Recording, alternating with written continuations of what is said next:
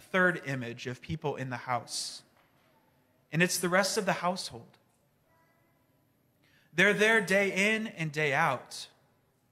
And we see in them that they have incorporated into themselves the Father's very heart. As they go out and get the robe to place on the younger son when he returns, as they go out to get the ring and the sandals, they rejoice. It says there was much rejoicing when the son returned. The father was ecstatic. We know that. There's a translation of the Bible that says there was much merrymaking. And I love that image. It's very English. It's from an English translation of the Bible. But there was much merrymaking. They rejoiced. They gathered in the feast. They celebrated because the lost brother has returned. The father rejoiced, so they got to rejoice. The father was making merry, so they were able to make merry. And that's who God invites us to be. Members of the house that take on the Father's very heart. That's why we pray. That's why we worship. That's why we spend this time before him.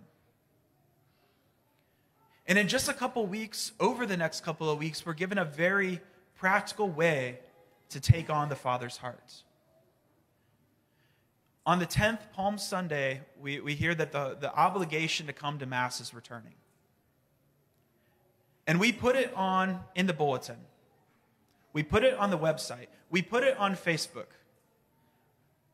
But are those really going to reach everyone? The answer is no. Because we have room in our pews, which means that there are people who are not here. And if they're not here on their way out, they're not leaving to get their bulletin.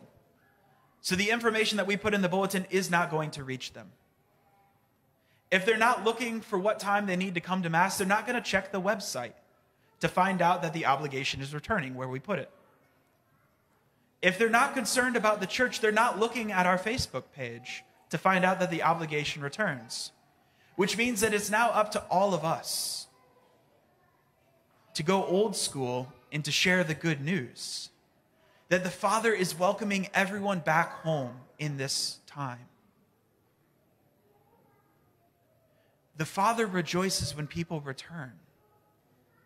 Now it's up to us to take on the Father's heart and to go out and to share that good news. St. Paul says that we have been made a new creation, but we're also made ambassadors for Christ. People cannot hear the good news unless we share it with them.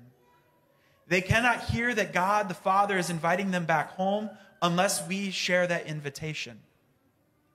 It's a very concrete task that each of us undertakes.